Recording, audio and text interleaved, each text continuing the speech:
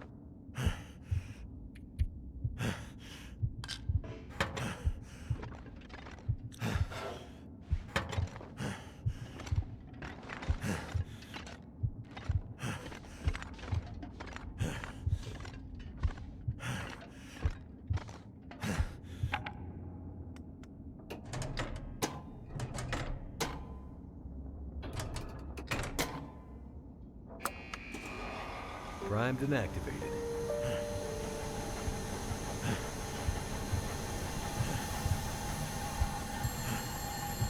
There's gotta be another way out of here.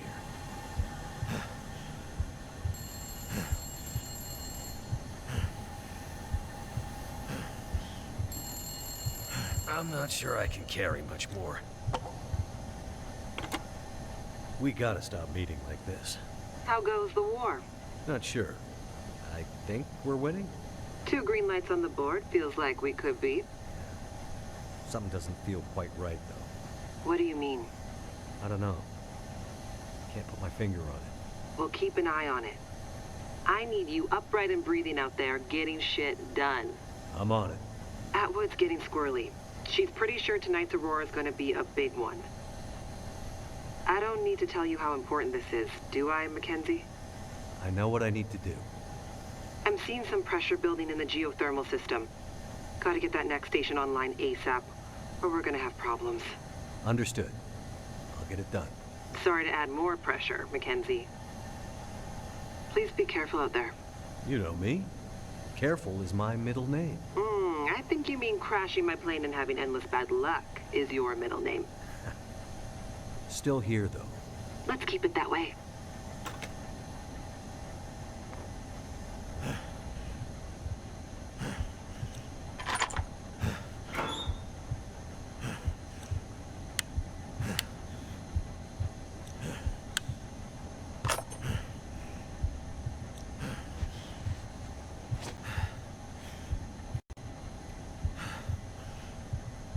leave something behind.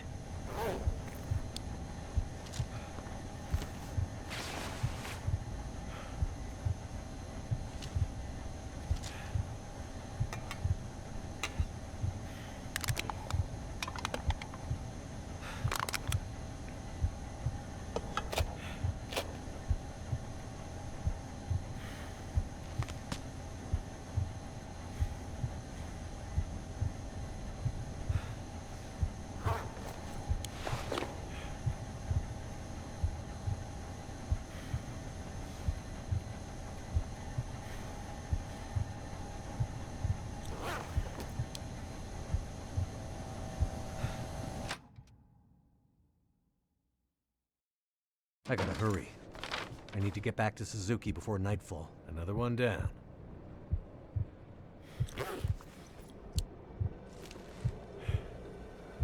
What the hell is that glowing stuff? It's like the aurora, but on the ground.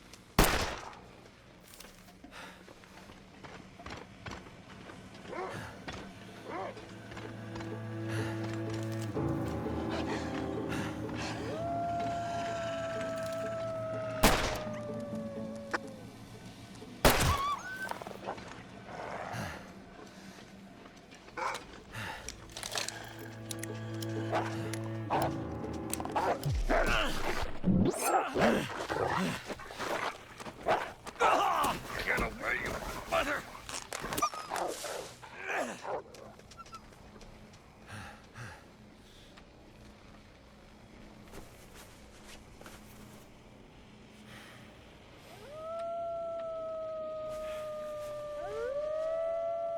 Come on, come on.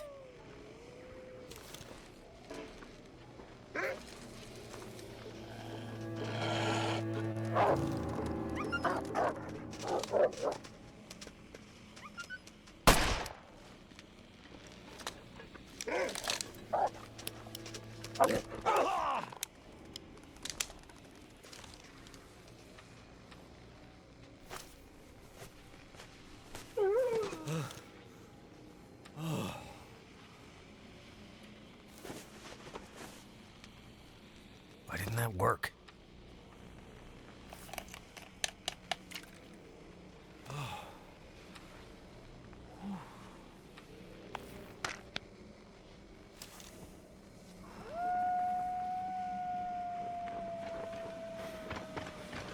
Follow the pipes. Yeah, they'll show the road out of this crazy place.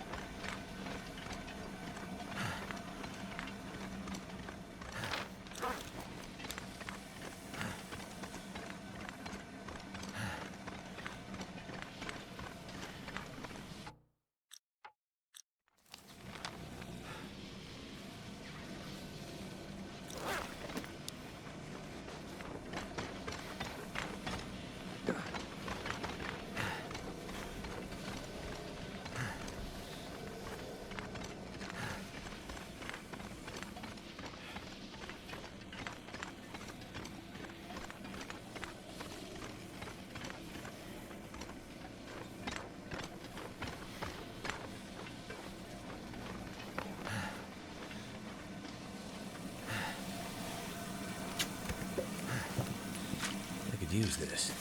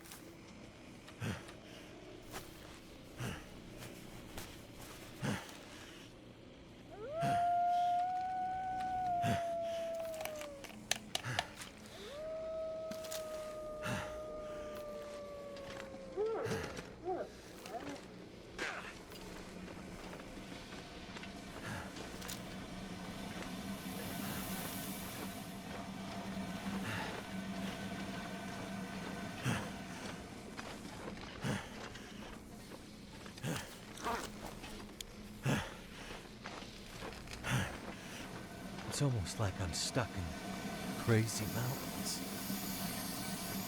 Madness. Like mountains of madness.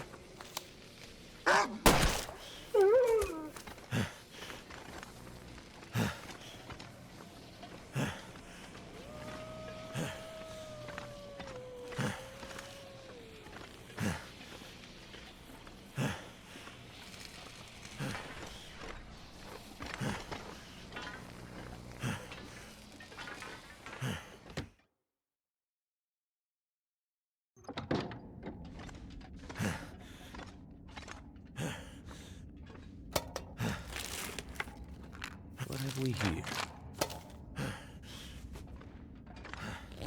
Oh, my head.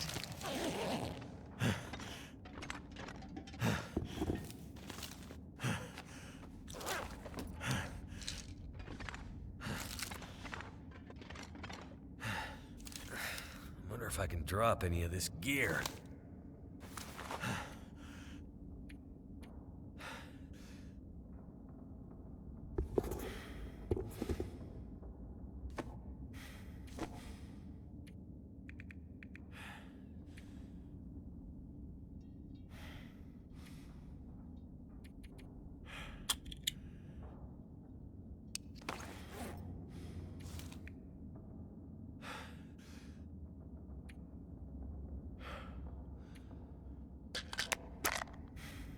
Damn it.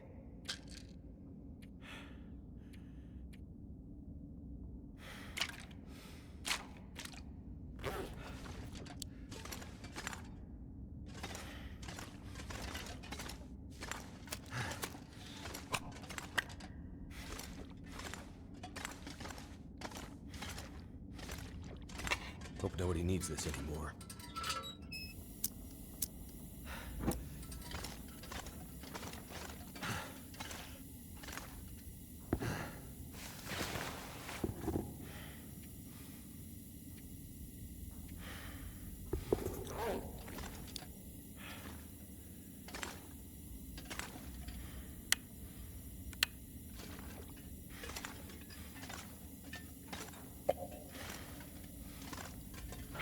Something's gotta go.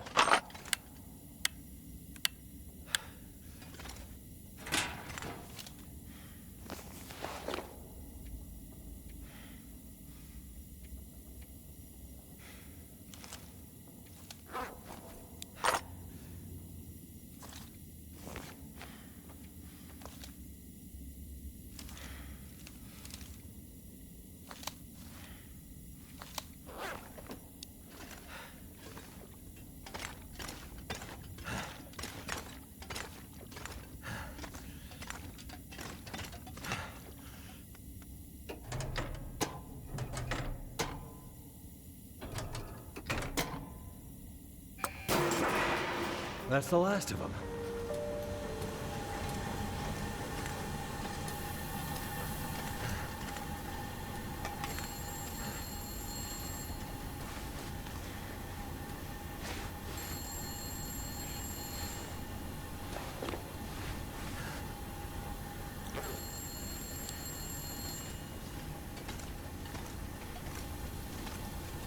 This stuff will come in handy.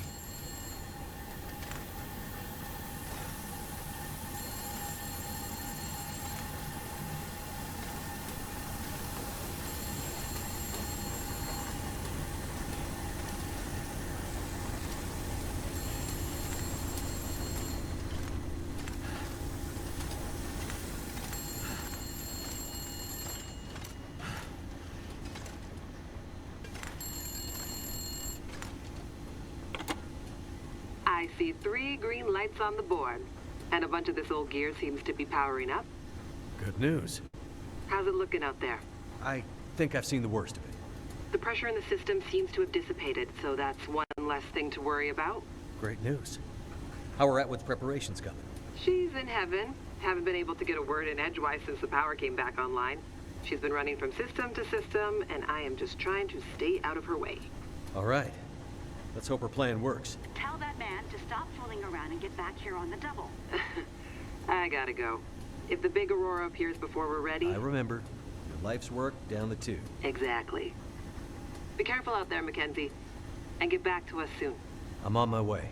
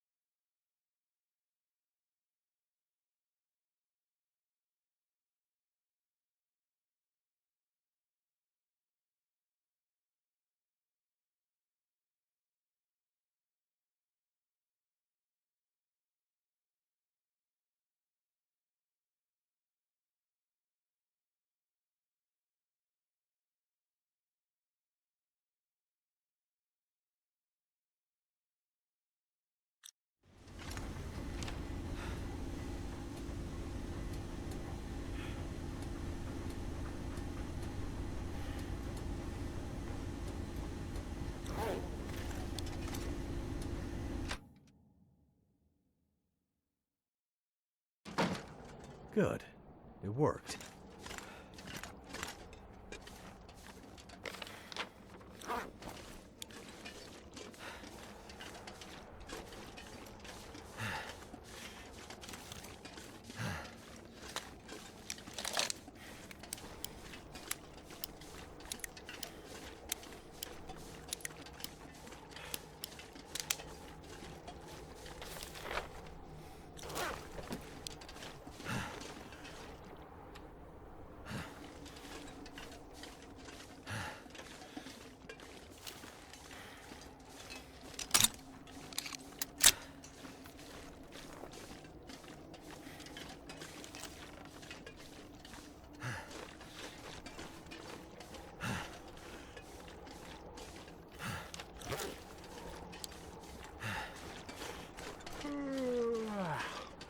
The air tastes funny, like metal in my mouth.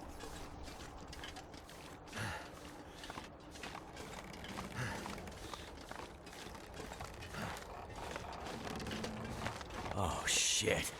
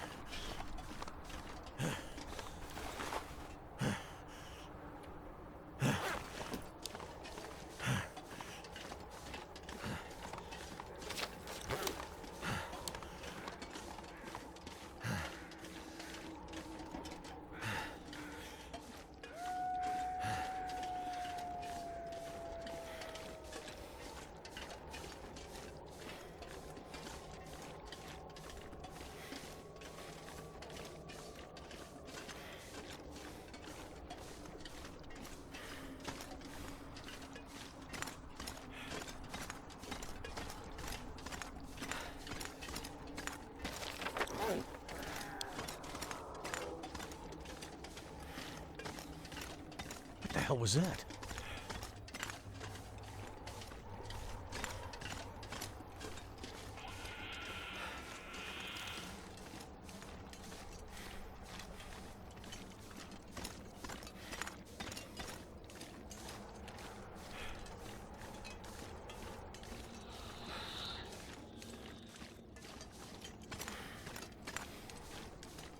Oh shit! Is that what I think it is?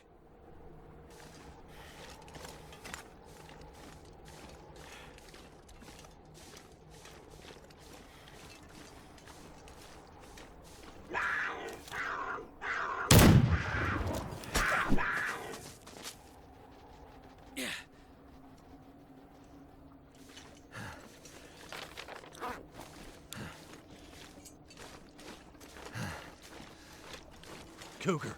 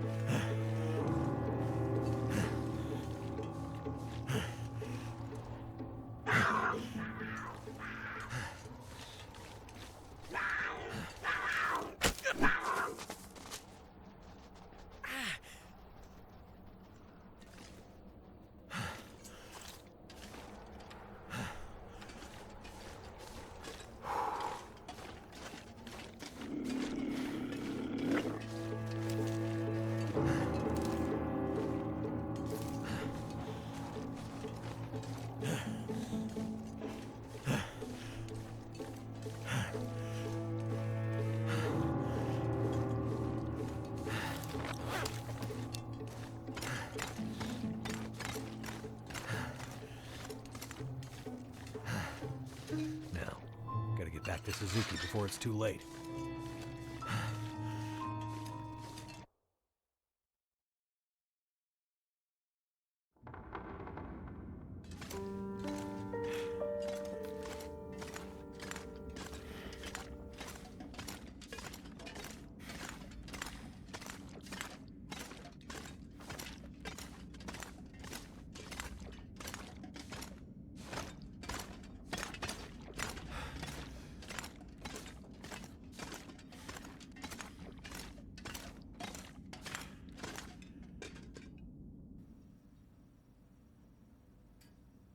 You did it, Mackenzie! Yes, good work, young man. It was no trouble. Now, do you have everything you need? I think so. I still have a job for you. Right. Please, accompany Jace up to... I can handle that alone, Dr. Atwood. He's already done enough. Accompany Jace to... With tonight's Aurora, we have a chance to pull the data now that the systems are nearly back online. But I'm not sure Jace can handle the next part alone. I don't need any help. We need to get the data from the buffers back into the mainframe and then to the scope's relays for processing. But for that to work, we need the benefit of the program. The program? Just a little something I put together during my graduate thesis. It's a brilliant bit of coding, and without it, we'd be dead in the water. Okay. So, what can I do? The next parts are all about perfect timing, and we each have a part to play. I'm sure I can handle the telescope. Nonsense. This is too important to let pride get in the way. Once more, for good luck. Let's not make this a habit, okay? Works for me. You two had better get moving. We're running out of time.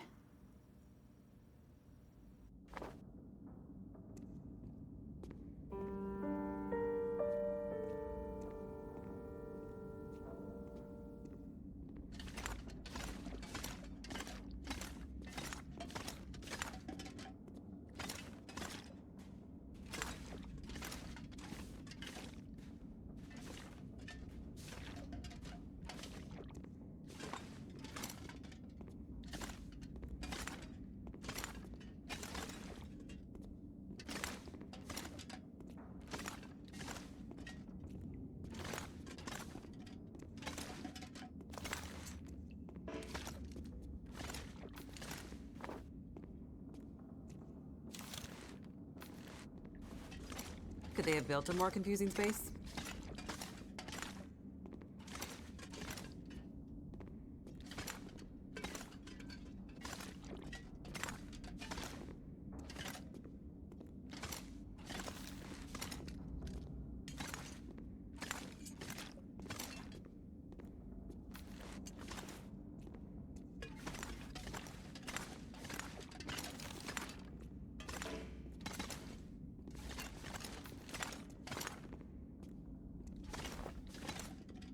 This place is old, but it has good bones.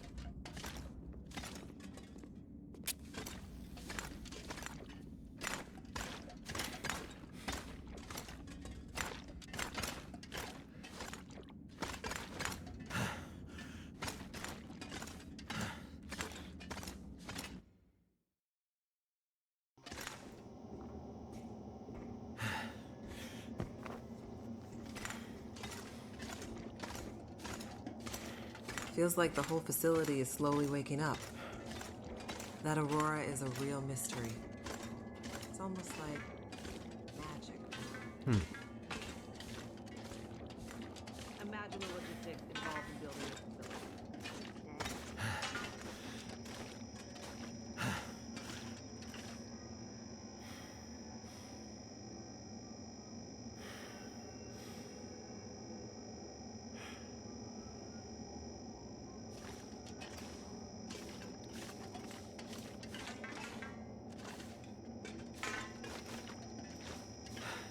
People who built this have no idea how important it will be someday.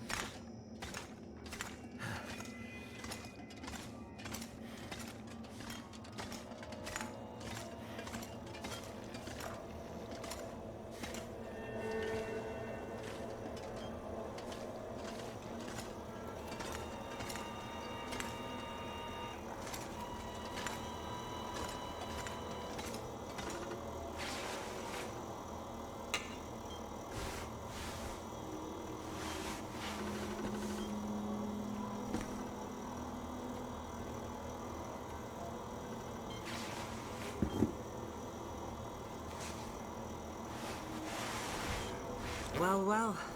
There she is. The Suzuki Radio Telescope. Isn't she beautiful? Lit up by the aurora, no less. I've never seen it so bright. It's massive. Let's hope we're not too late.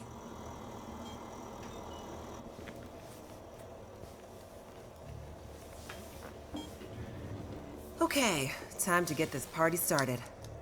There's a fair bit of interference. Keyboard is glitching a bit. Can't be helped, we're way past long shots at this point. Loading the program. Now. Are you in place? I'm seeing some spikes on the sensors at the peak. Shouldn't be long now. What do you need me to do? Okay, this is the tricky part. I'm gonna have to run the program and update the code in real time to modulate for the aberrant magnetic field and... Jace. So I'll be busy focusing on that. Meanwhile, once the telescope grabs a signal, we'll need to follow the source. The new data will help flush the buffers, and the data in the buffers will get pushed to Dr. Atwood's workstation for processing. It's an archaic system, but best I could do with 30-year-old technology. I'm still not clear on what you need me to do. You're a pilot, right? Yep. Know how to adjust your heading to follow a radar beacon? Yeah, I have a pretty good idea. Same principle. Grab the big metal wheels at the base of each leg of the telescope sensor assembly. You'll see a bunch of numbers around the edge. When my program outputs specific bearings, I'll shout them to you. And then you have to find a way to match those bearings as quickly as you can. Sounds easy enough. The timing has to be perfect. Got it. Like, exactly perfect. I hear you loud and clear. Did you say you got here after crashing your plane? Don't start. Get ready. I'm seeing some power spikes. Something big. It's happening.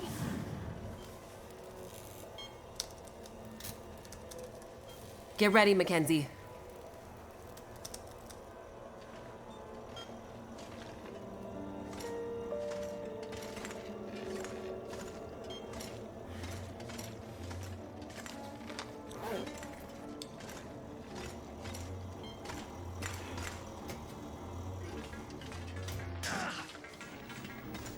What a mess. Look for the wheel, Mackenzie.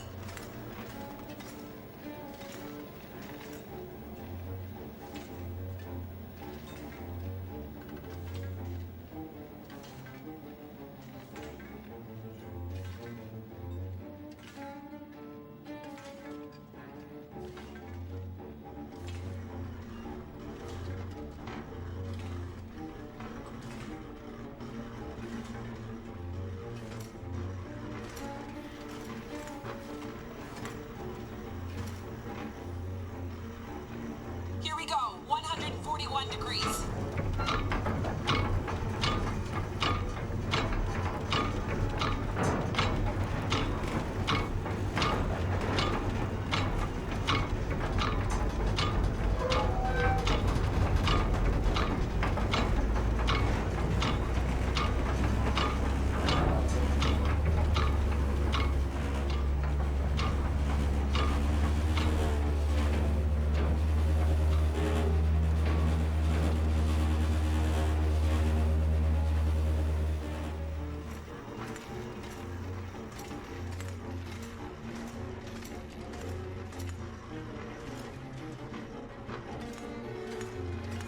Look for the console with the big wheel on it. Come on, Mackenzie. How am I supposed to find anything down here? There's gotta be a way through here.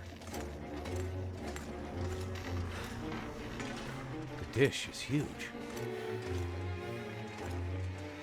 That's it. We're getting close now. Keep going. Okay, 67 degrees.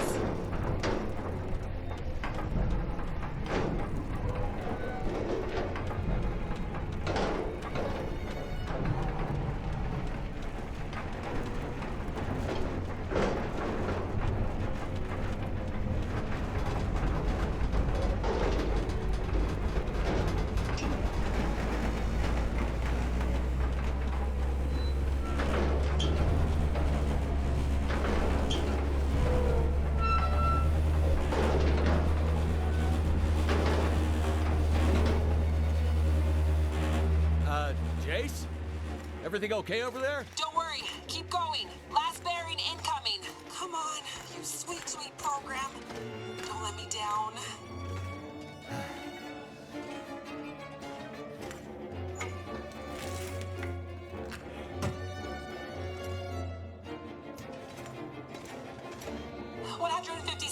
Mackenzie. Get to 156 before the whole thing blows.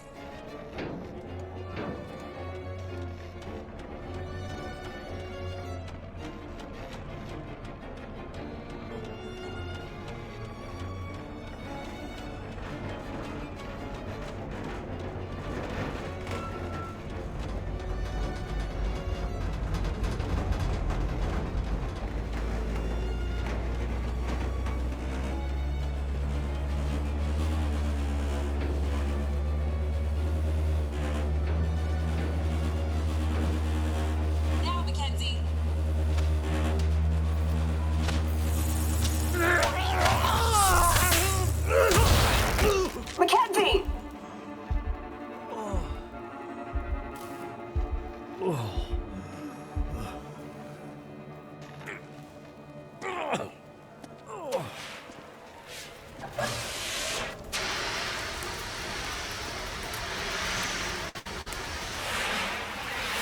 The program? She did the most any program can hope to do. Her job. Now let's hope Dr. Atwood got what she needed. Because this gear is toast.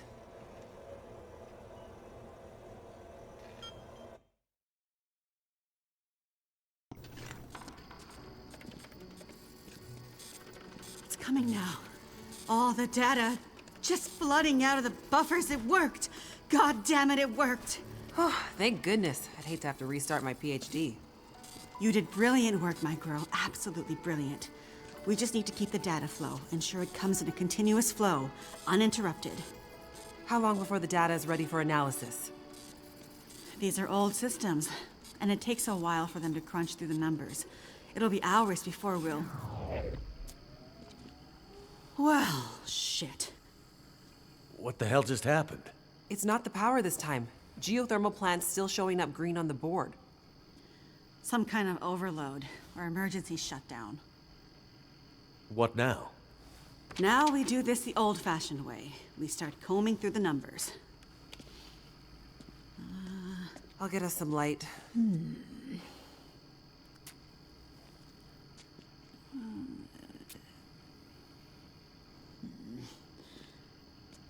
Do you see anything that would indicate the level of K-index we might expect to... Shush, girl. Let me read. Do you want me to grab a printout and Could it be a G10? Is there something I can do to... Aha! Here it is. Here it is. There it is. What do you see? It can't be. That silly old British bastard was right. He just never knew how right he was. Why did it have to happen in our time? British bastard? Please explain. For you to fully understand would take more time than we have. I'd have to go back more than 150 years. I like a good story. I think we deserve some answers. Very well.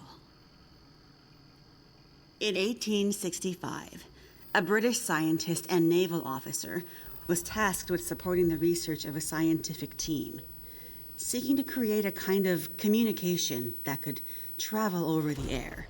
The Admiralty felt that dependence on the telegraph was holding them back. This Navy man was inspired by stories he'd heard about the Carrington event 6 years prior. At the time, the largest geomagnetic event ever recorded. He had heard that the abundance of static electricity in the air had powered telegraph lines, even after the operators had unplugged them. Fires broke out due to this geomagnetically induced current. It got him thinking. This scientist's research led him all over the world, and he began to piece together a picture of the Earth's geomagnetic profile, and something about the operation of the sun and its effects on the Earth's magnetic field. Remember, this was 150 years ago, and well before they had the equipment to prove any of this. But a theory began to take shape in his mind that suggested the sun went through cycles of geomagnetic activity, waxing and waning, but sometimes spiking inexplicably in dramatic ways. The historical record held evidence of many of these events, but in pre-industrial times, the impacts were more subtle. Even in the mid-1800s, there wasn't enough power infrastructure to really feel the impact of these spikes, so it wasn't of grave concern. But the growing dependence on telegraphy suggested this shouldn't be ignored.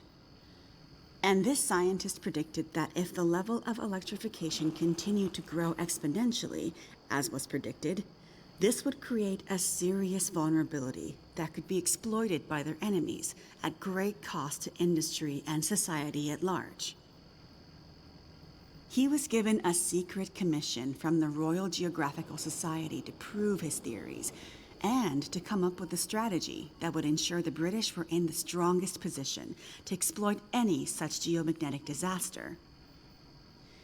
After another decade of research, this scientist began to suspect that this geomagnetic current that existed all around them could impact many other things and more deeply.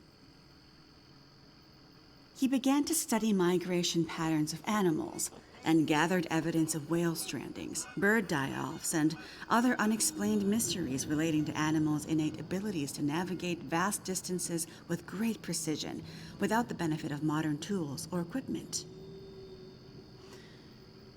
Eventually, he knew he had to travel north to the Arctic to really test his theories. And in December of 1865, he took a ship and a crew of Navy scientists and mariners in a specially commissioned research vessel, a modified bomb mortar ship, fashioned after the Terror and Erebus from the ill-fated Franklin expedition.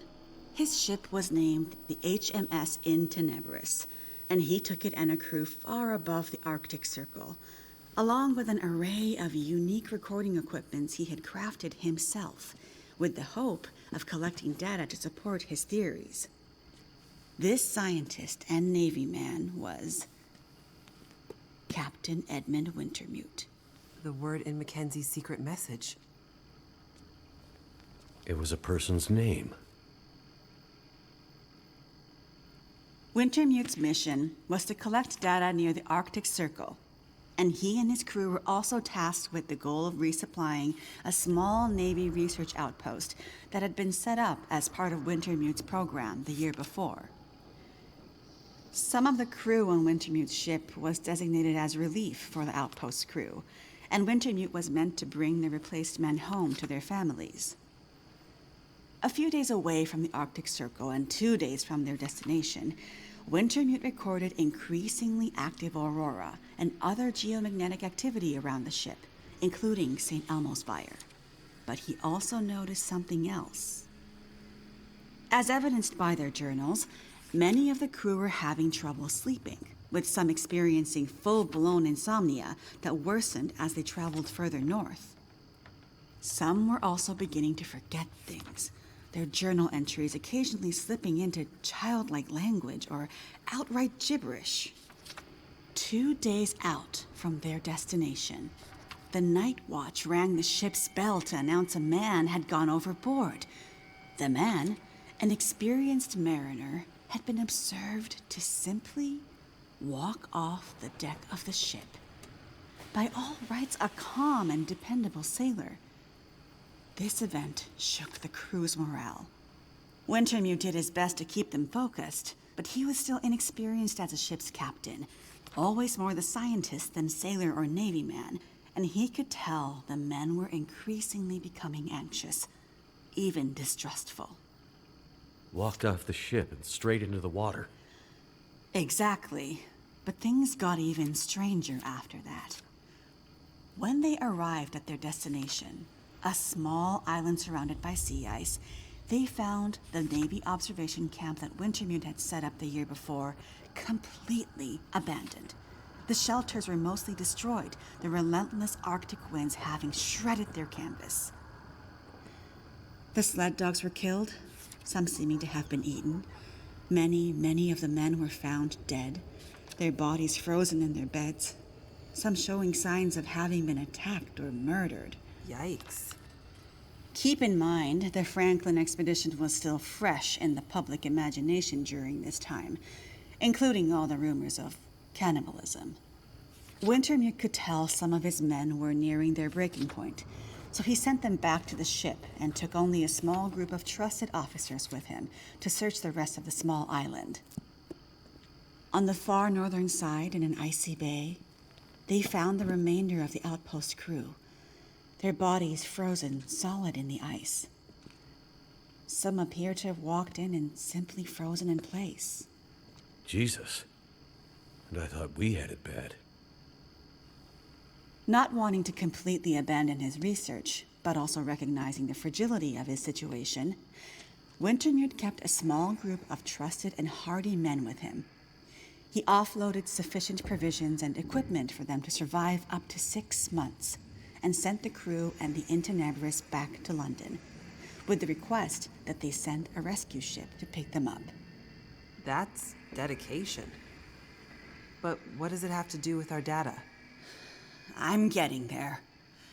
Months later, the relief ship returned to find only Wintermute remained.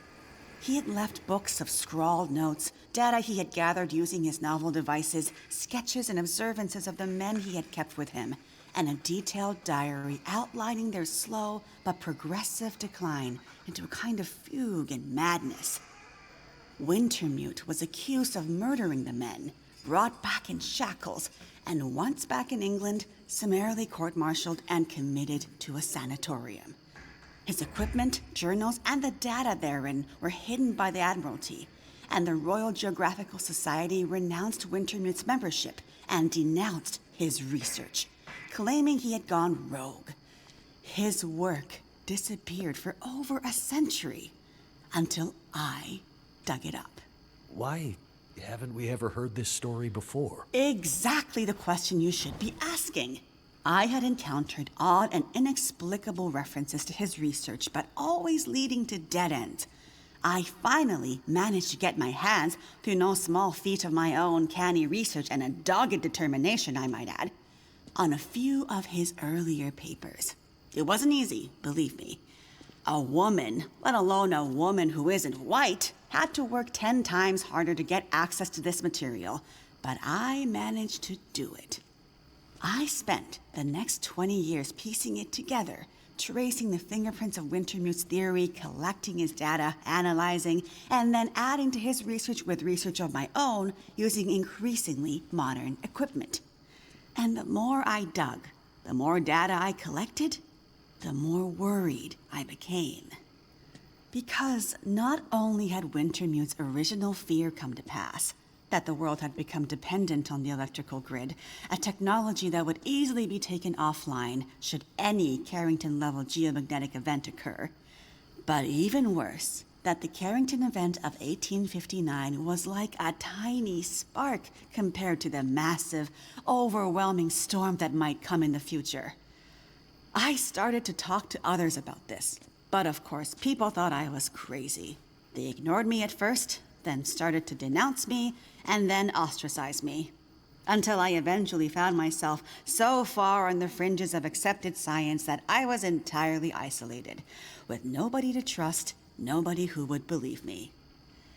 I lost my job, my marriage failed, all my academic credentials were thrown into question. Ah, this explains something about your reputation, Dr. Atwood. Nobody would believe me, except for John, who you met as Jeremiah, Mr. Mackenzie. He was a young corporal in the Canadian military when I first met him. Handsome, as I recall. It's a long story on top of an already long story, so I won't tell it all here. But the important thing was he was stationed at a radar observation post along the dew line, far north, and started to observe some strange things of his own. He followed the trail, which eventually led him to me. Then when we got together, there were sparks, I tell you. To be believed by someone, it was like a drug. We worked to uncover more data, and he kept his eyes and ears open, using his military connections to gather more information carefully. And he moved up the ranks, but always stayed under the radar, putting his career aspirations aside to ensure he could stay close to the facilities we needed access to. But it was never going to last. At one point, he was caught accessing some classified data shared with our NATO allies, and they thought he was spying for the Russians, so they put him in military prison. and we lost touch. Years later, he actually found me here, at the radio telescope. He was a changed man. His fire was gone. They'd somehow broken him. He said he still believed, but he couldn't be part of this journey. And that's the last time I saw him. That was more than 20 years ago. I can't believe he's still alive. And on Great Bear, no less. You can't possibly believe that's some kind of coincidence. Jeremiah being here. What are you suggesting? Isn't it obvious? He stayed here for you, to be close to you, to keep watch. He's been here ever since, close by, in case you might need him. And as soon as he saw the aurora and what it could do, he knew. He saw the signs. When I met him, he was nearly killed by a bear. And when I left him, he was still not much more than half alive. Otherwise, I'm sure he would have come here himself. But he sent me to warn you. He made me promise. And he knew by then what that promise would mean. He sent you in his place. And it's a good thing he did, because now we have the final piece. This is the answer we've been looking for all these years. Do we finally have it? I think we do, dear. I'm not following. All my research here, and Jace's since she joined me, has been to try to anticipate, to get ahead. Ahead of what? The next big Carrington-level event. The thing Wintermute spent his life also searching for. And others, lesser scientists, industrialists, crackpots, even here on Great Bear. The island's unique geologic strata and northern latitude created a perfect test bed for geomagnetic research. Even a few decades ago, a German industrialist named Rudiger. But that's not important. Dr. Atwood, do we know the terminus? We do, my dear. And when is it coming? Do we have time to prepare? No, dear. It's already too late. It's already started. What does that mean? It means we're in a new geomagnetic normal. What you've seen so far is really just the beginning. Things will get much worse from here on out. But how long will it last? Carrington was over in a few days, weeks at most. Oh, this is much bigger than Carrington. How long, Doctor? I hesitate to say. With the data I have, I can only offer a vague range. 40 to 400. Hours? Days? Years. Wintermute tried to warn us 150 years ago, but nobody listened. And now we're at the very beginning of a geomagnetic storm. A disaster of such proportion we've not seen its like in recorded history. The power grid is down. Everything humanity has built over the last 100 years or more, based on technology, electronics, everything based on the integrated circuit, electricity, it's gone. It's all gone. Nature is changing, and soon we'll begin to see the impact on people. We won't emerge unscathed. And this period of darkness will last from 40 to 400 years. A new dark age. The long dark. And what humanity will exist on the other side of it, I cannot even begin to guess. Then I need to warn her. I need to get to Perseverance Mills. You're talking about your ex-wife, the doctor? Astrid will be there. And she needs what's in this hard case. What's in the case, and what kind of doctor? She's a researcher. Insomnia, memory loss, fugue states. I think she stole some experimental meds. She's trying to help a friend, a child that's suffering from some mysterious illness. I'm not sure. Go to her. Regardless of what's in the case, you can bring her here. Her and anyone else you care about. We have to think about the survival of the species now. But what can we possibly do here? Oh, Jace, my silly girl. Have you forgotten what this facility is built on?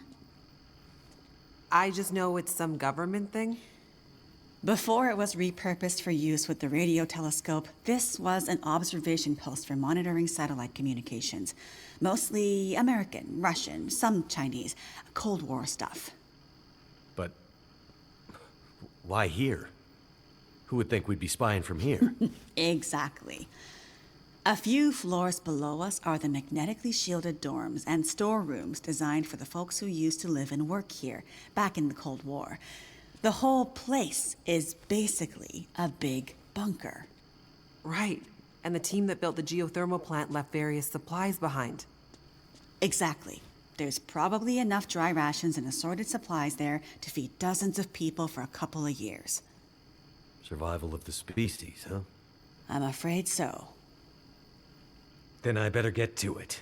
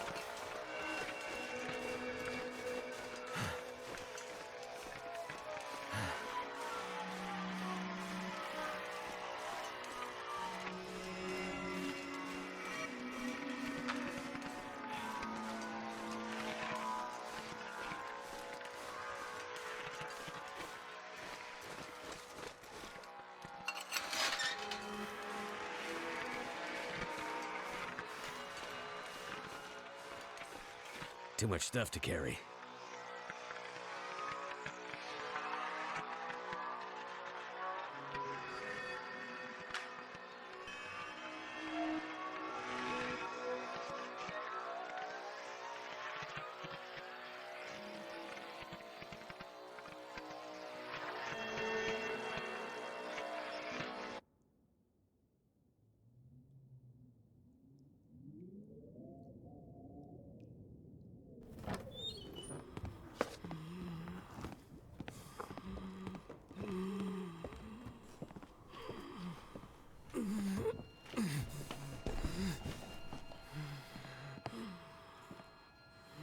This is your patient.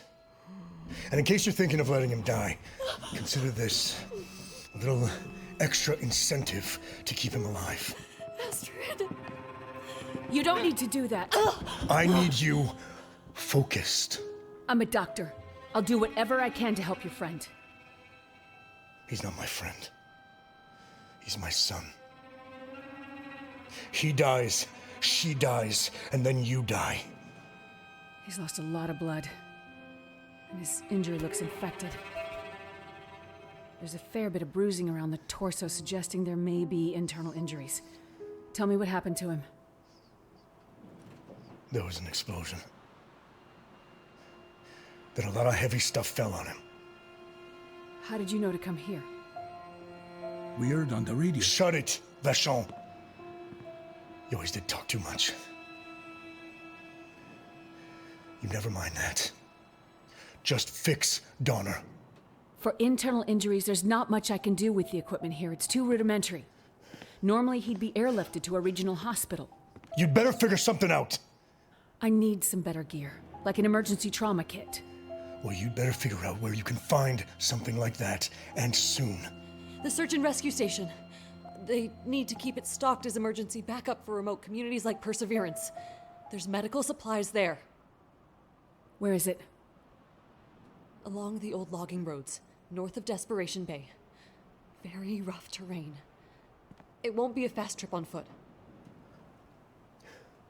Well then, Doctor, you better get going. I'll get the supplies and I'll be right back. And then we'll get Freya out of here. Don't get ahead of yourself, Doctor.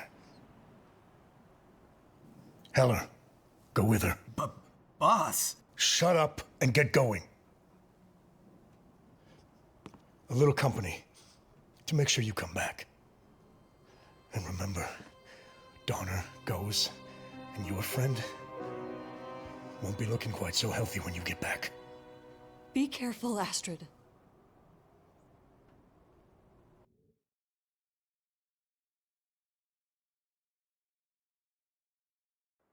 I wonder if I can drop any of this gear. We've been traveling for hours. I'm not going any further. My friend warned us it was a long walk to the SAR station. I'm freezing. Gotta warm up before I go any further. I guess we can stop for a bit. Listen, lady. Hey, look, a train.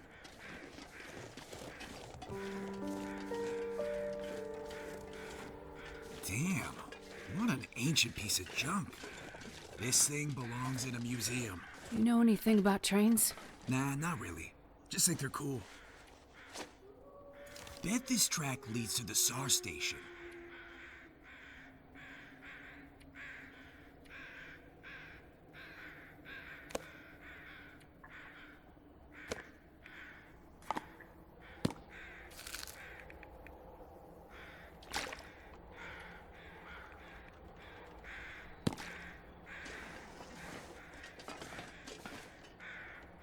If I could just get this old steam engine working, it would save us a lot of time.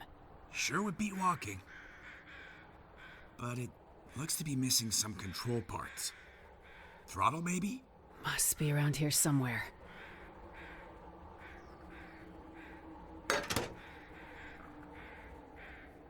Well, good luck with that. I'll just be over here, looking for some way to thaw out. Gee, thanks for your help. Anytime, lady.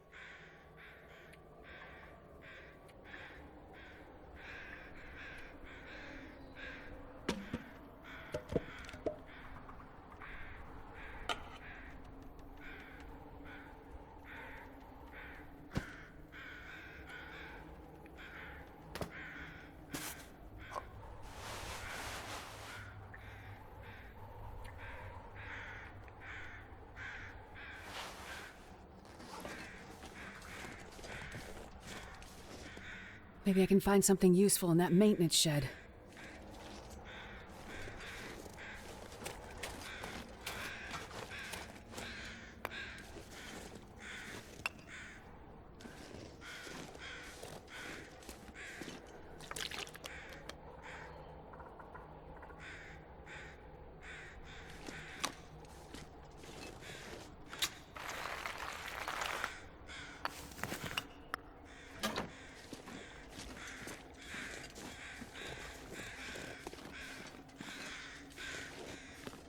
I'm not sure I can carry much more.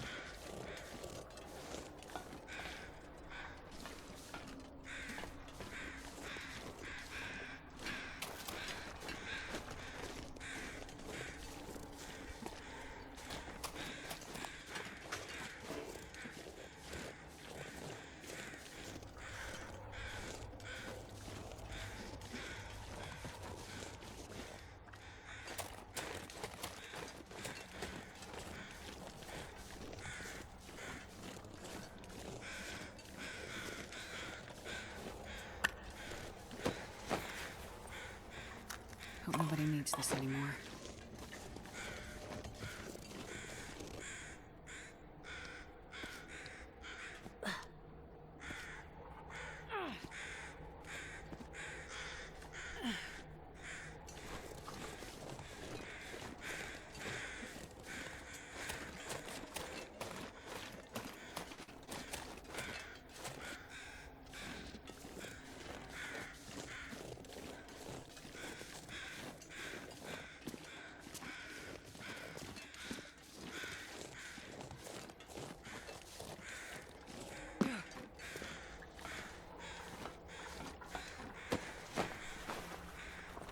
I'll take it.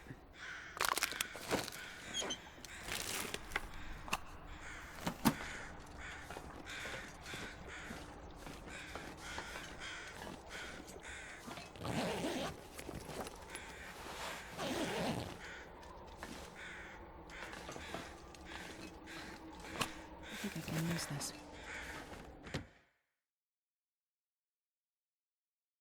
Man, this pack is getting kind of heavy.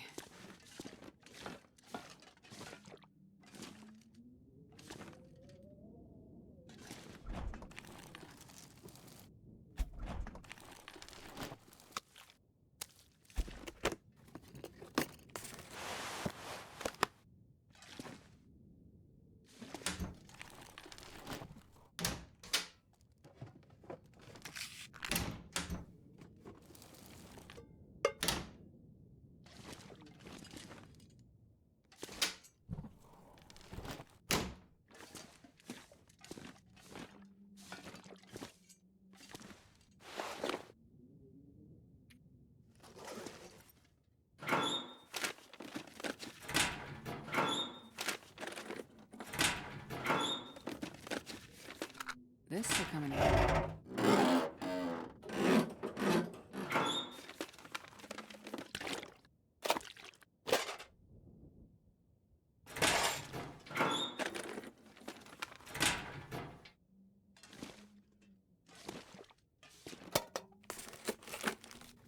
Well, this stuff will come in handy.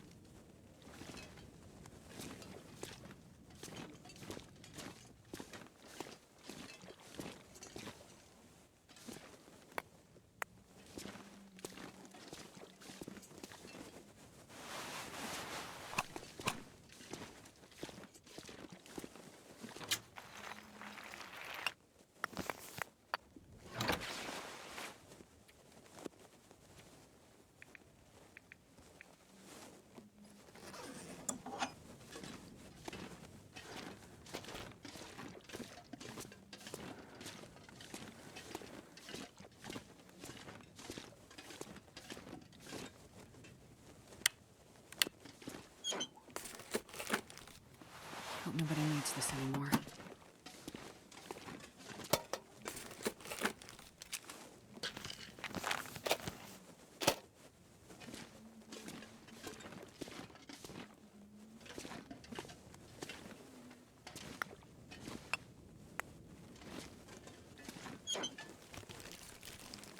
I'll take it.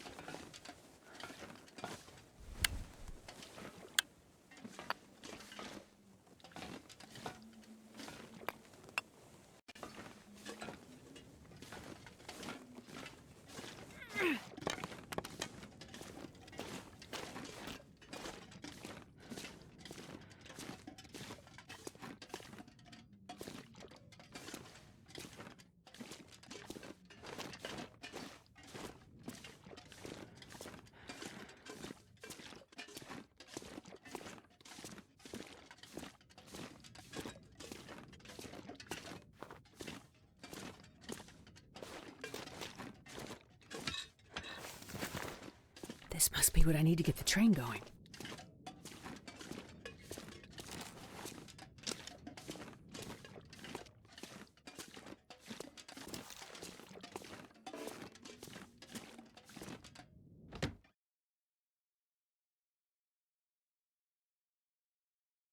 I wonder if I can drop any of this gear.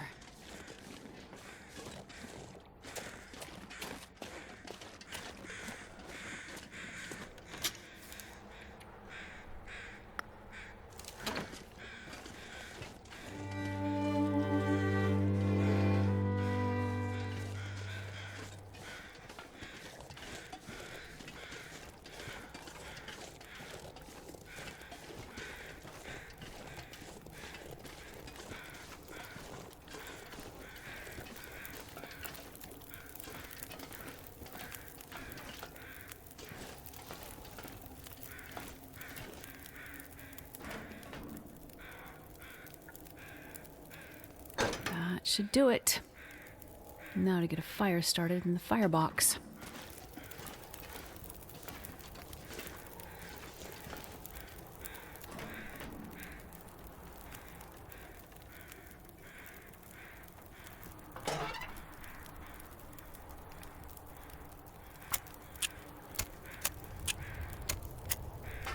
Okay, so the fire's going, and that means the steam pressure should start building any minute now. You coming? I just got this fire going. Finally starting to feel my feet again. You aren't worried I'll run off somewhere? You? Nah. You won't leave your friend to die.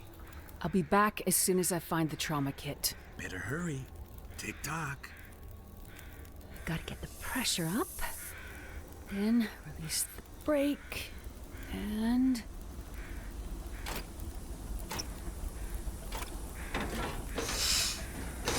it works!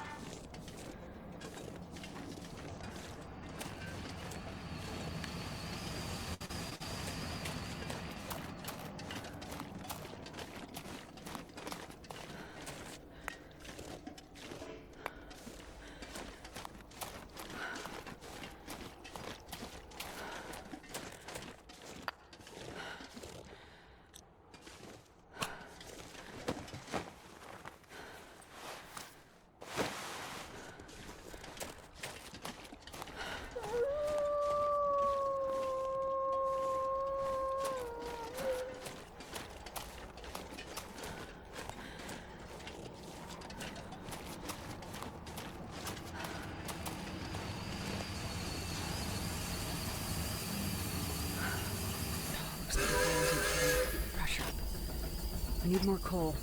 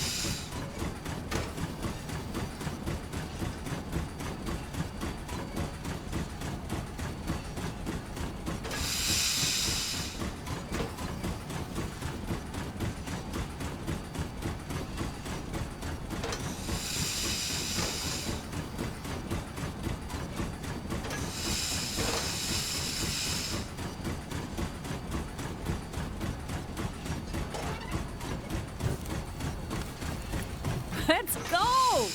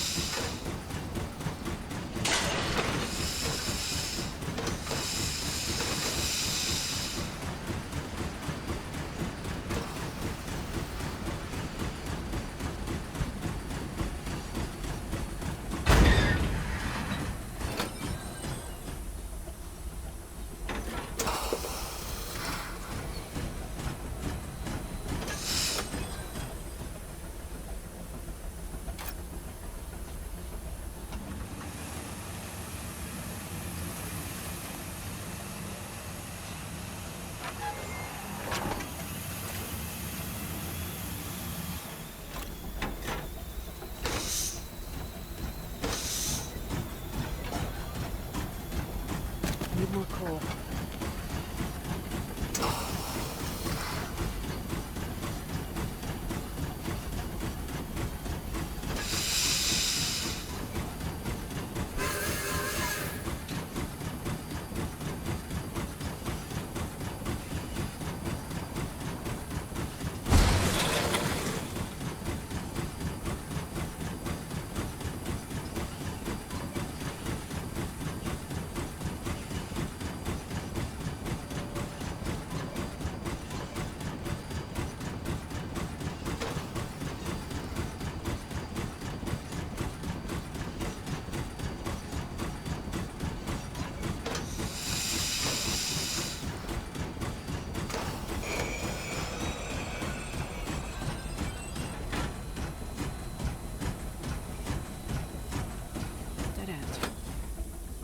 switch the tracks and try again.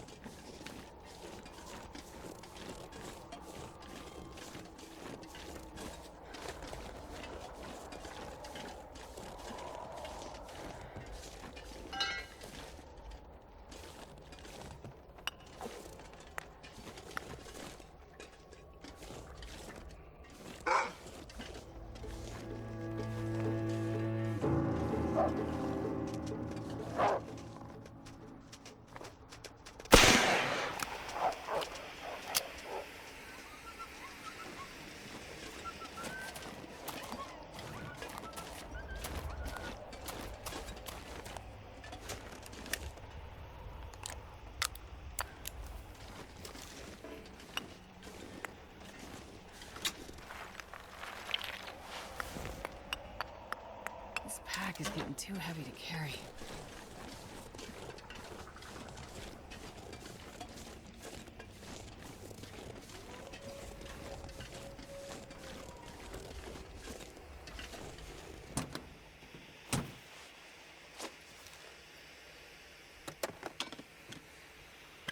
I think I can use this.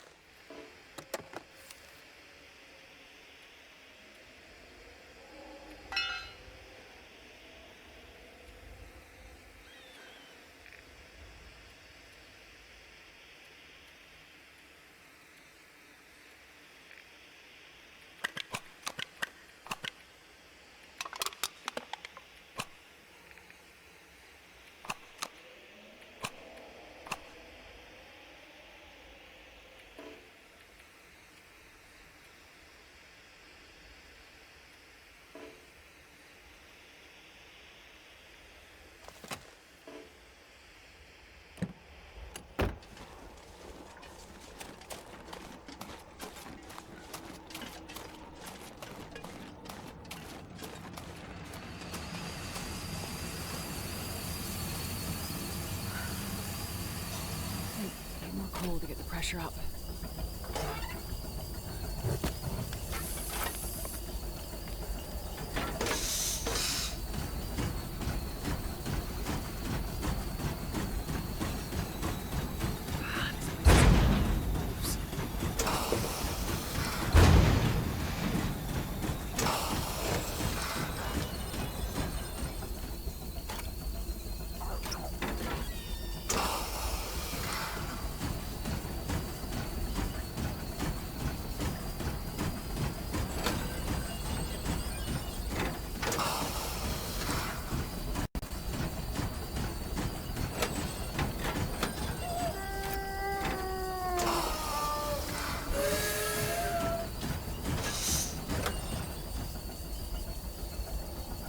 Looks like I need more coal to get the fire burning hotter.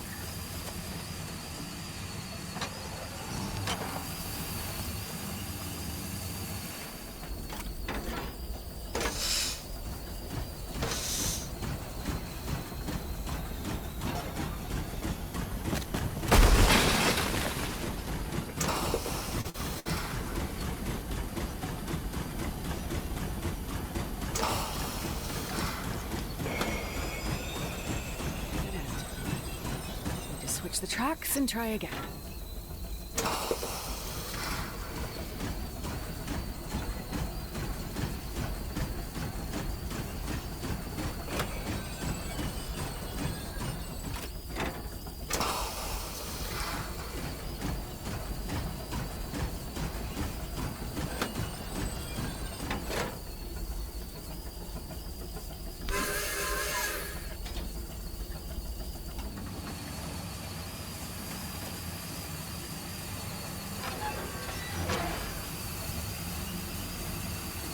Need more coal to get the pressure up.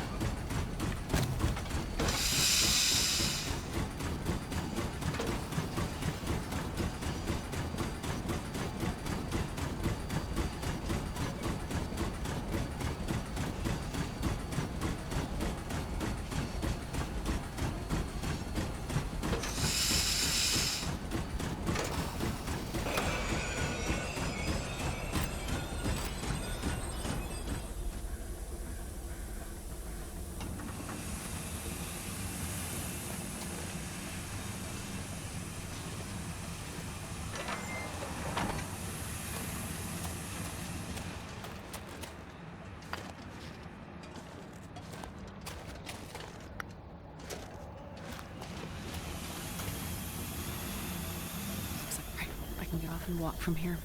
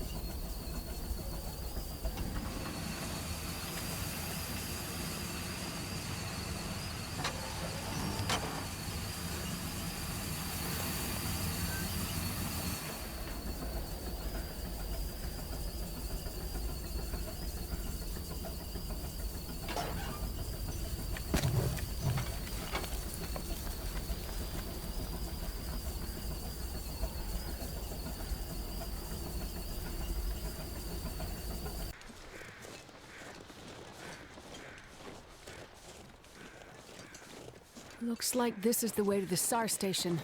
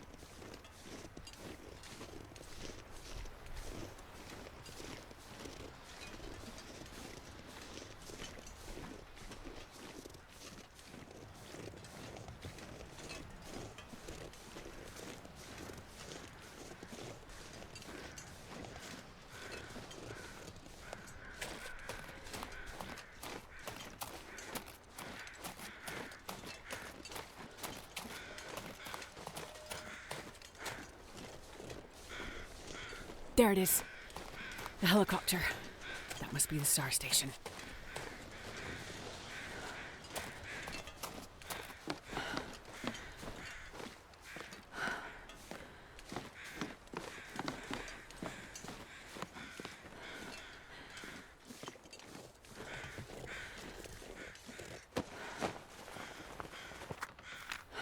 This'll come in handy.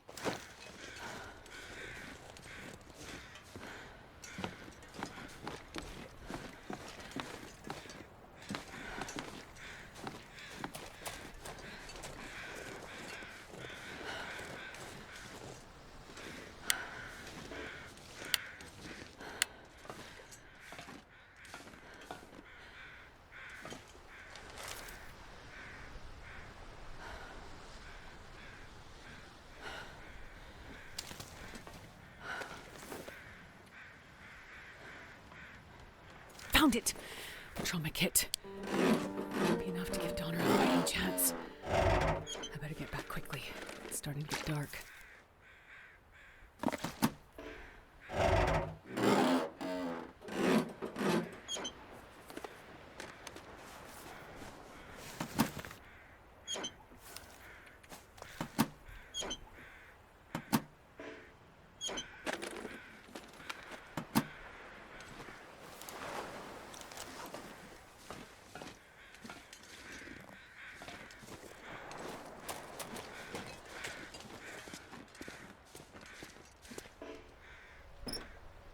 Best be prepared for anything.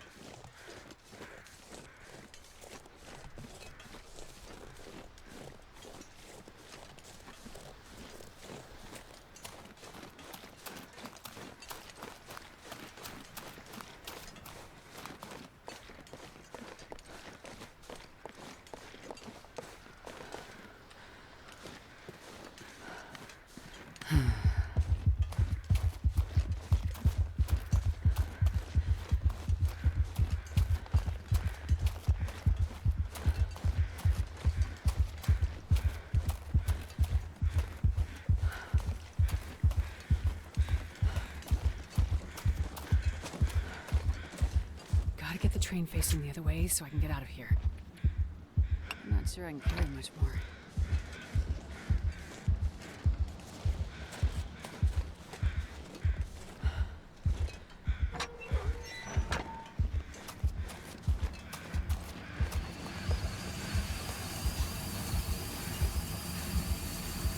Looks like the fire isn't hot enough to keep the pressure up. I need more coal.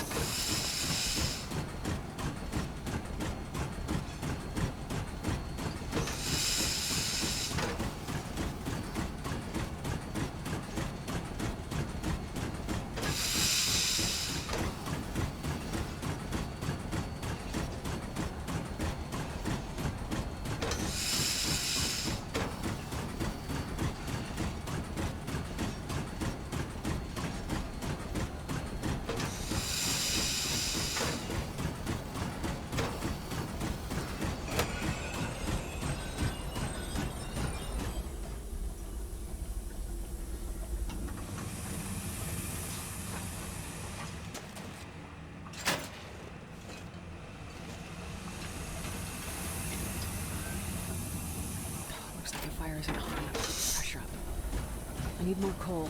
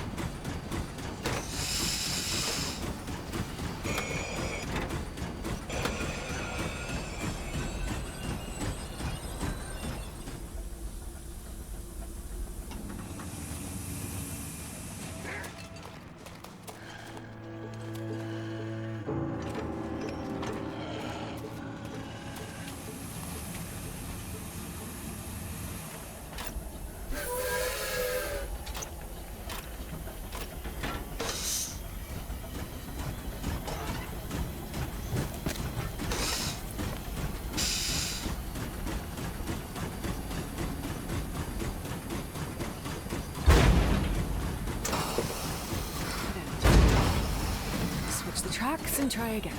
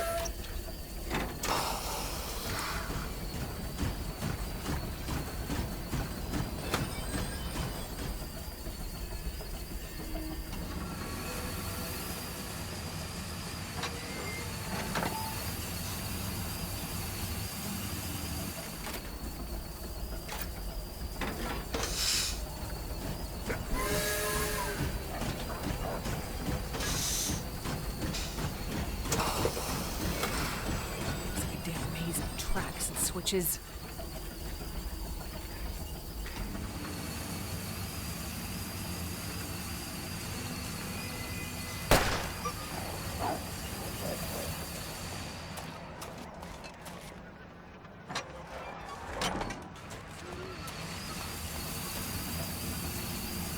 Looks like I need more coal to get the fire burning.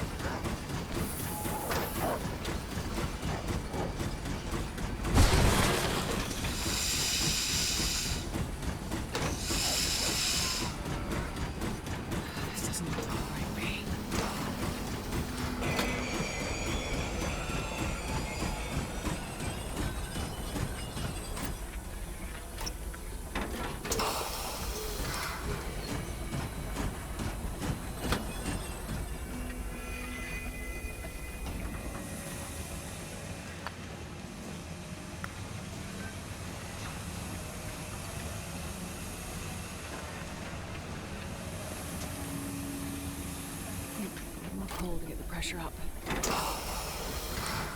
Getting a bit thirsty.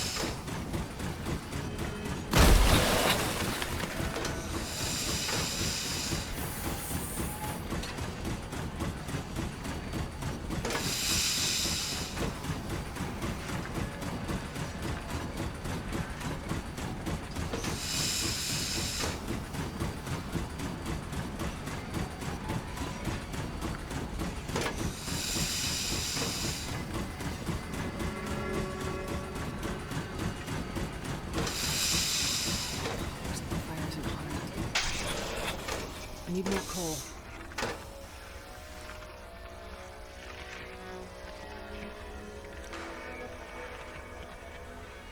Unexpected. There's silly machines like this still work.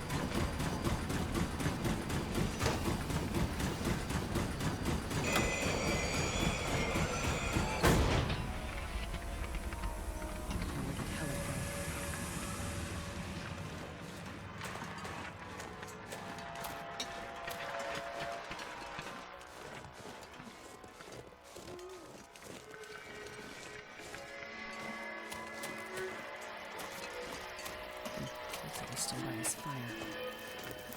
Hey, you made it. What the hell took you so long? I mean, there were complications, of course. Yeah, tell that to Mathis. You find what you need? Yes, I think so. We better get back to the clinic. Yeah. Sure hope Donner's still alive. For your sake. You and me both.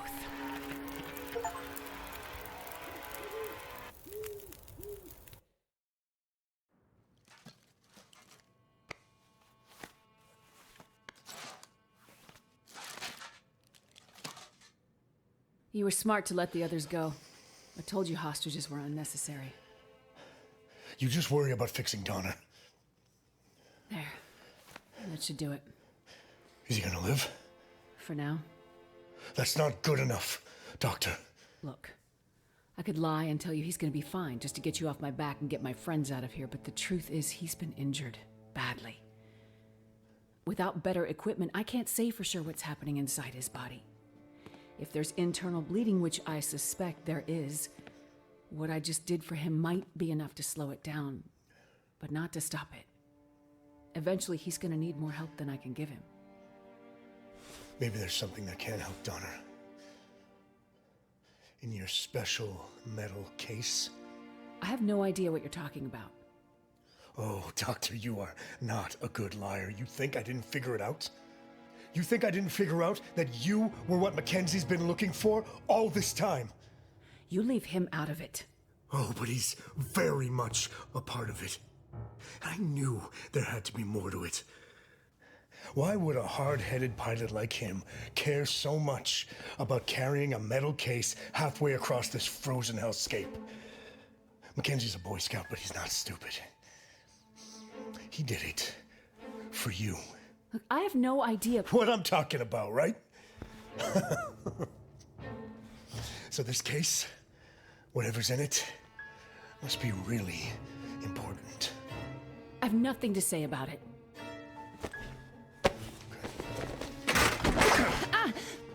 You think I'm playing around, Doctor?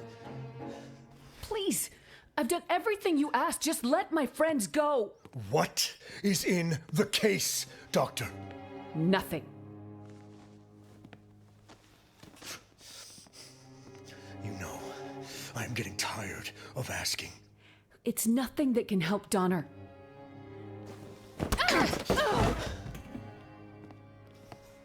Then tell me what I want to know, or I go back to that bar and I start hurting people, starting with your friends. It's a cure. Or it might be. A cure for what? A cure for what I think is coming. The hell does that mean? I'm not 100% sure. But I think this Aurora, it's changing things. People. It's going to change all of us. And your case, is that some kind of medicine? A vaccine? It might be.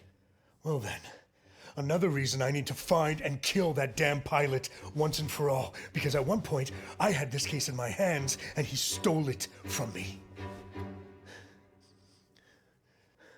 Boys, round up the crew. It's time to go.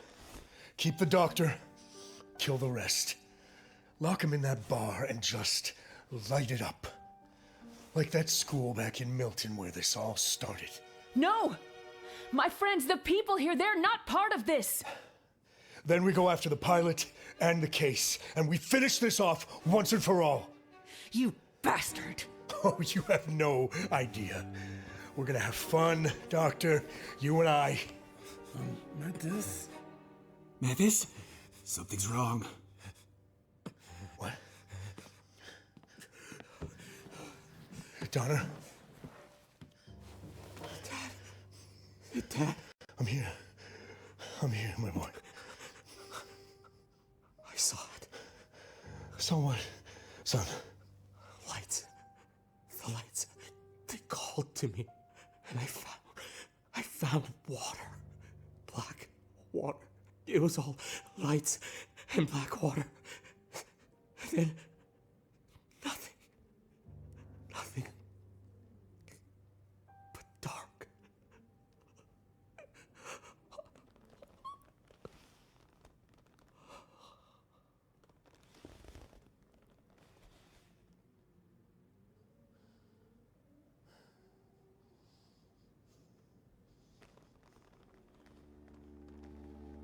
You let him die.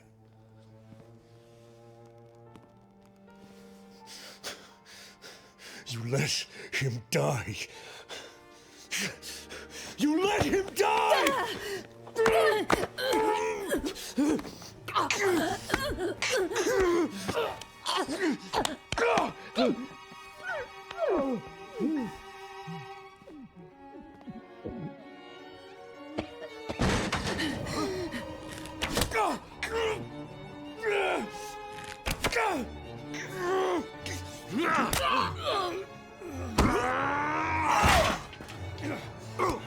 Time to go. Hey, Jerry.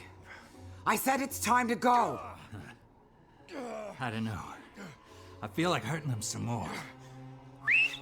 No time. Fine. Let's get out of here.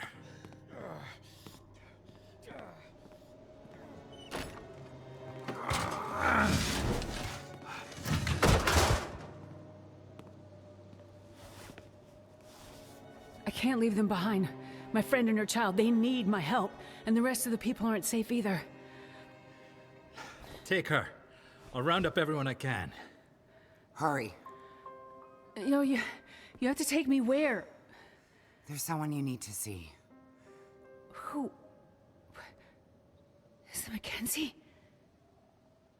Is he still alive?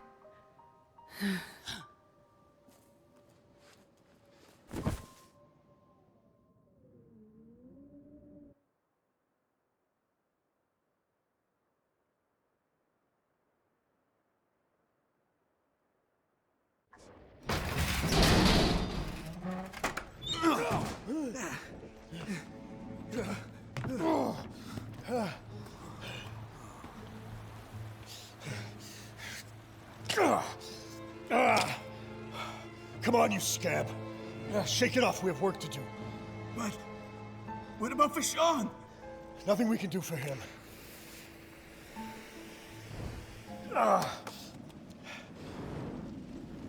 Take these flares, round up the others, find the doctor, and burn it all to the ground.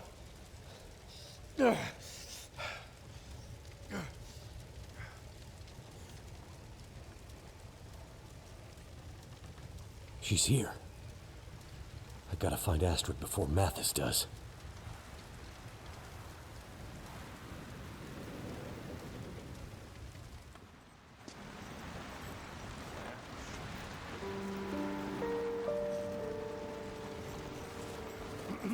Gotta sneak past this guy.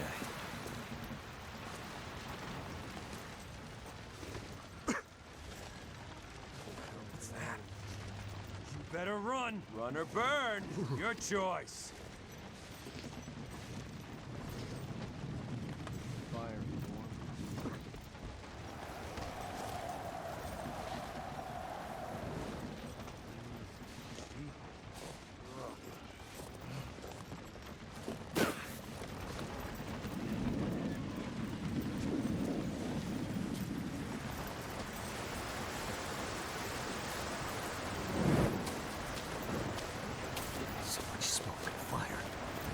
I gotta find Astrid and get the hell out of here.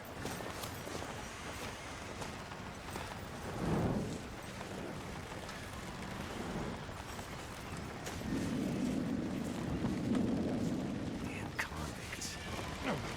Gotta avoid being seen. His back is to me. Now's my chance. Hey!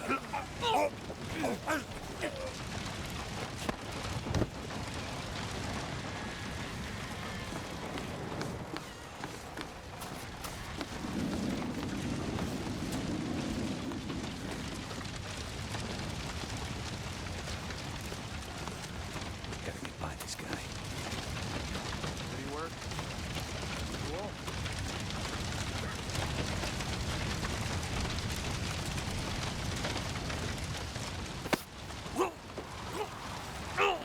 Hey!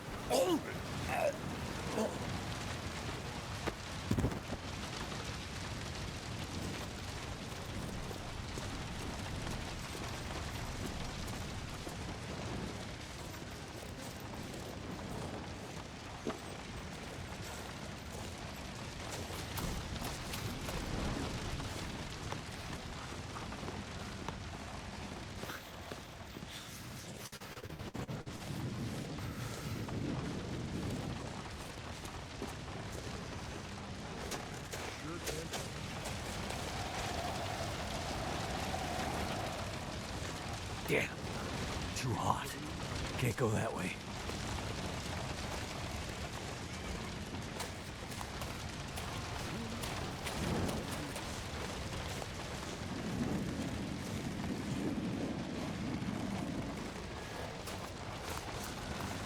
No time to waste.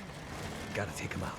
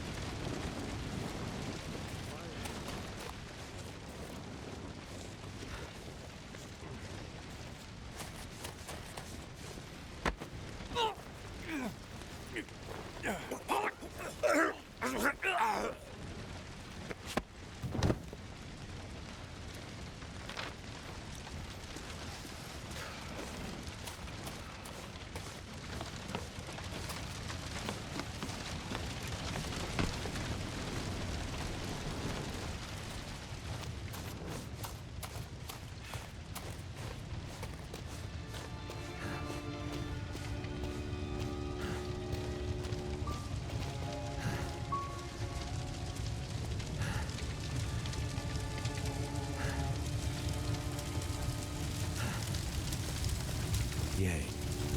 Jane Yang. Astrid's friend.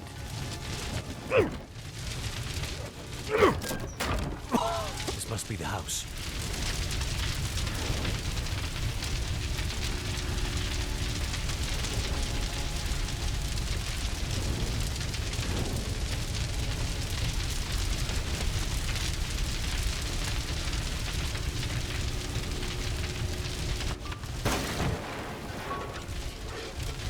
Astrid!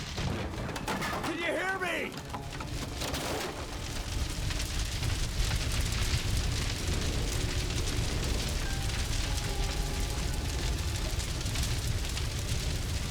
Oh, hot, hot, hot!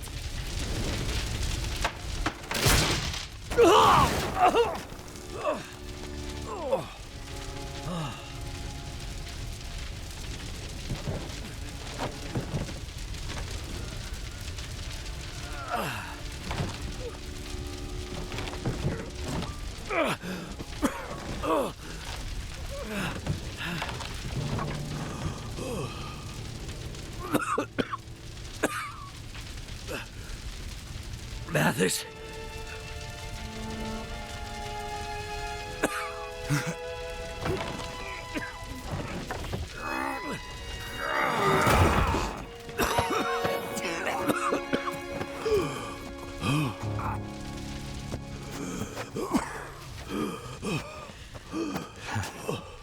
Looks like we're even, pilot.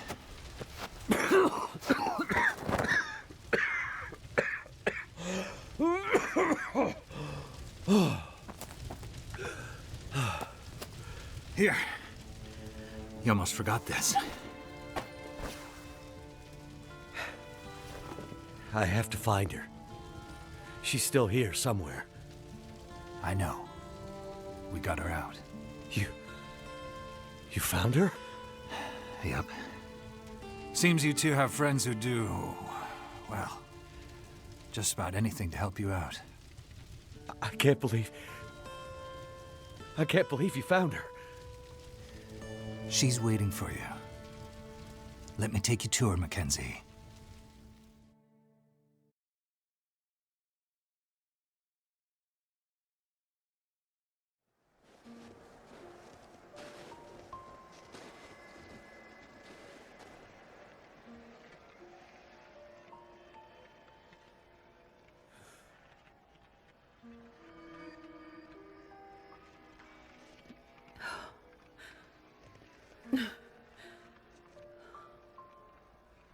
Is it really you?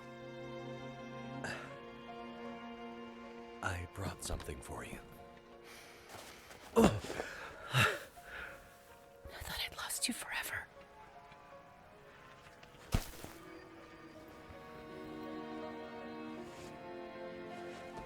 Nothing is forever.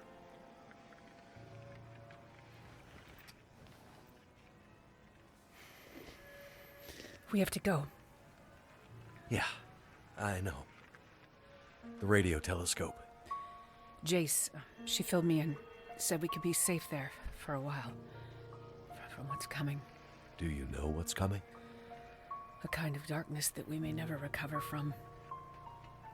I think it's affecting our memories. I need more time to study it, but what's in this case might buy us some time.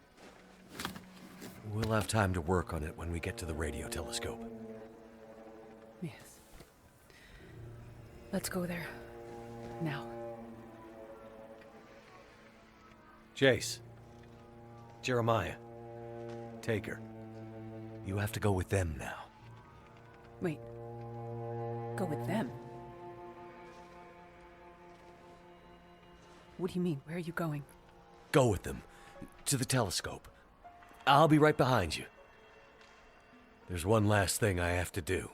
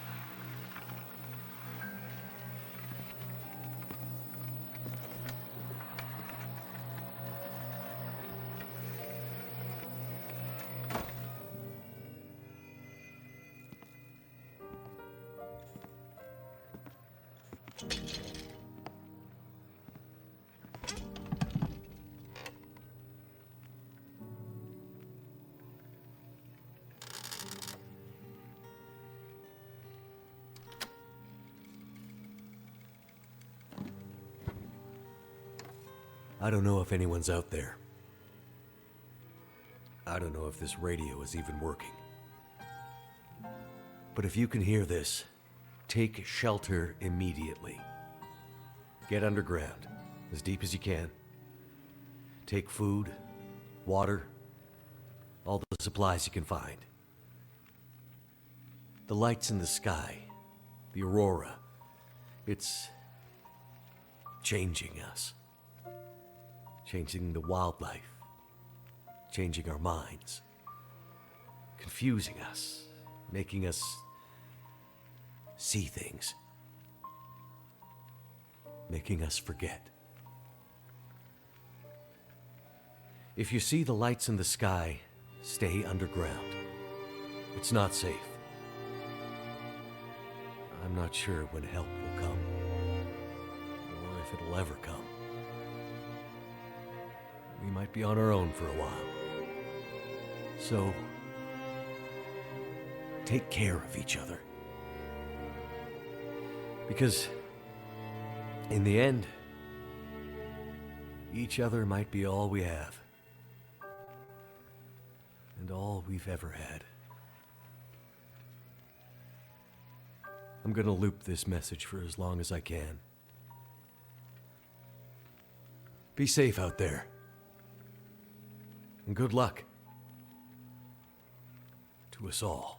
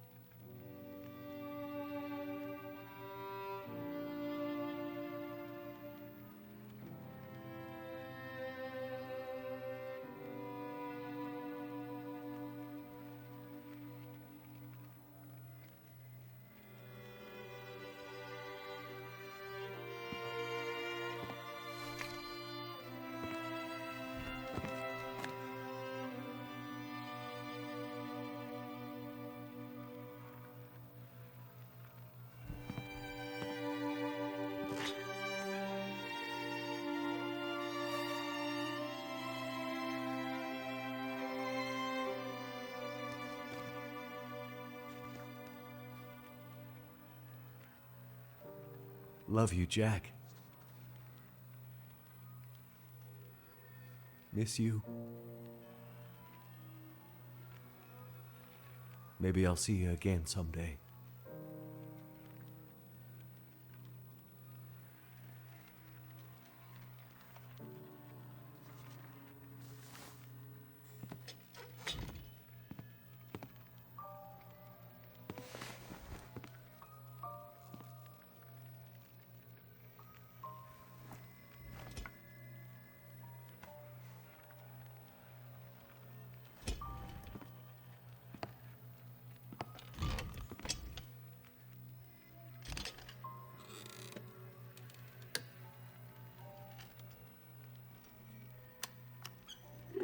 If anyone's out there.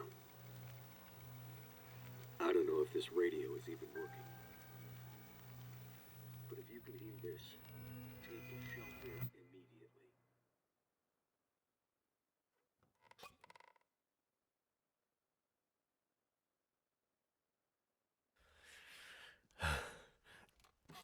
Oh.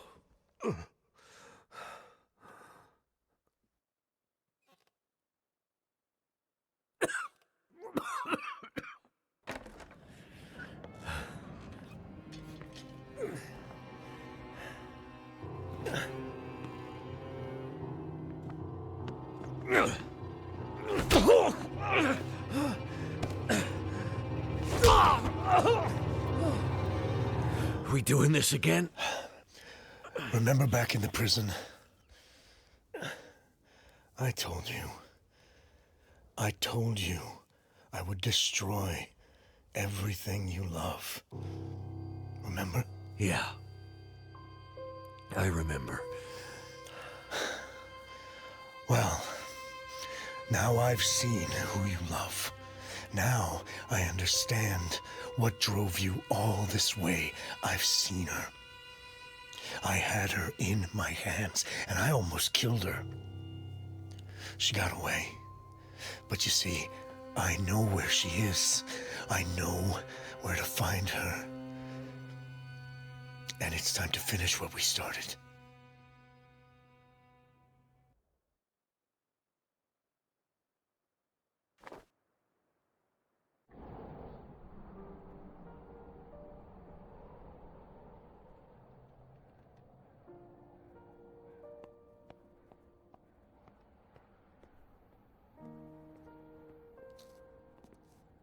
He'll come.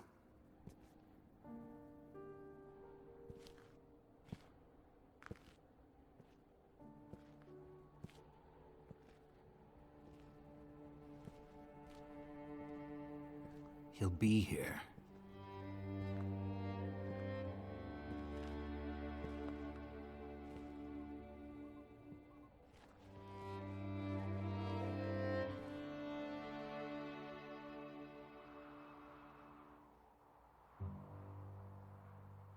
I think I see something.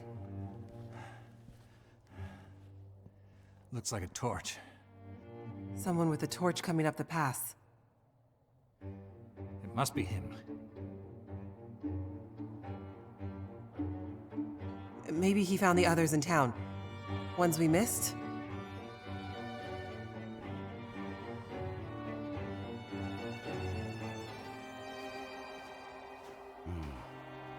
Looks like we have company.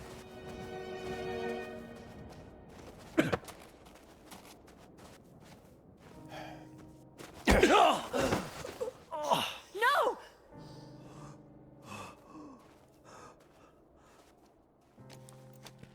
One more step, and I'll put you in the ground. All right. Here's the deal. We know you have shelter. We know you have medicine. Hell, you might even have a cure for whatever's going on out here. Way to outlast this, whatever it is. In the hard case. Imagine, the answer was so close this whole time. What the hell do you want, Mathis? Simple. You want the pilot back, you let us in. You give us some of what's in the case. You let us take shelter from the lights in whatever this place is. You don't? This damn pilot, who has been such a pain in the ass since the minute I met him, I finally clip his wings. Mackenzie! Don't give it to them. Listen, asshole! This thing is a bunker. Time lock means we close this vault door and it isn't opening up for months, years, maybe longer. No way in hell are we gonna be trapped in here with you. Well, that makes this even easier. You come out, we come in, and the pilot lives. Otherwise... Wait! Wait. We can't do that. There are dozens of people in here, innocent people, children. But I can trade places with him. I'm a doctor. I can help you. I can find another way to protect you from what's coming. Just let me take his place.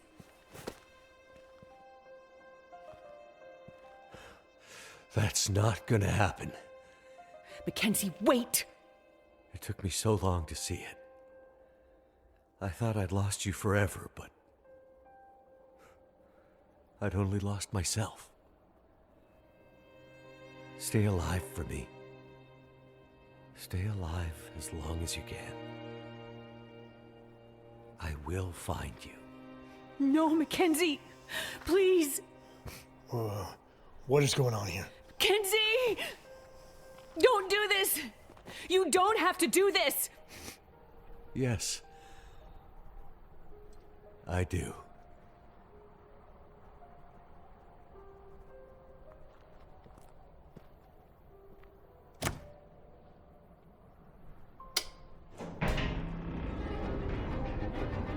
Please don't do this!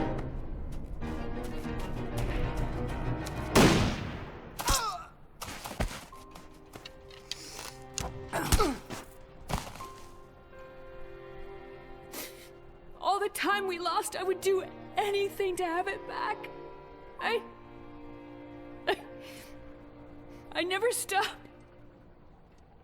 I never stopped loving you, Will. I will love you forever, Astrid.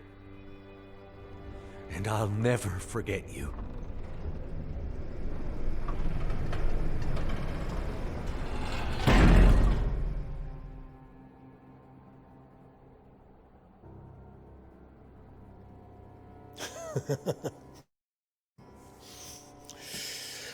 Well, after all that, looks like our fates are bound together, you and me. You better stand up, pilot.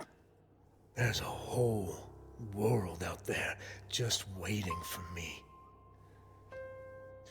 Time I took my rightful place in it. And you are going to help me. Okay.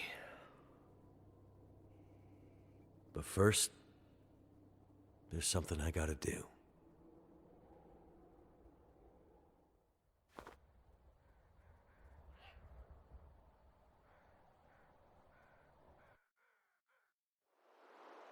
The world is changing. Has changed. Who can say where this change will take us? Atwood says this has happened before. And best she can tell, we're in this for another 40 to 400 years. How will we survive? As individuals, as a species. Will we? Should we? When push came to shove and we were tested, was this really the best we could do? Can we put our differences aside long enough to survive this quiet apocalypse? And if we fight to survive, does any of it even matter?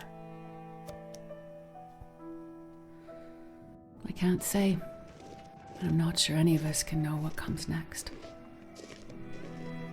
But what I believe is we have to fight for the future.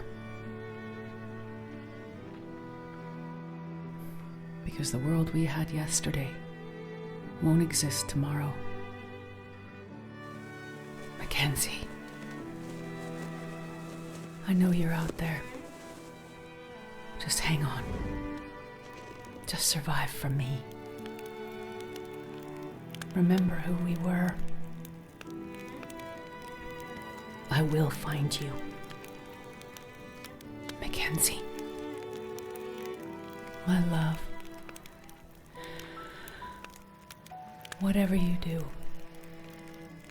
wherever you have to go, promise me one thing. You won't let this new world break you. And promise me, I will see you again.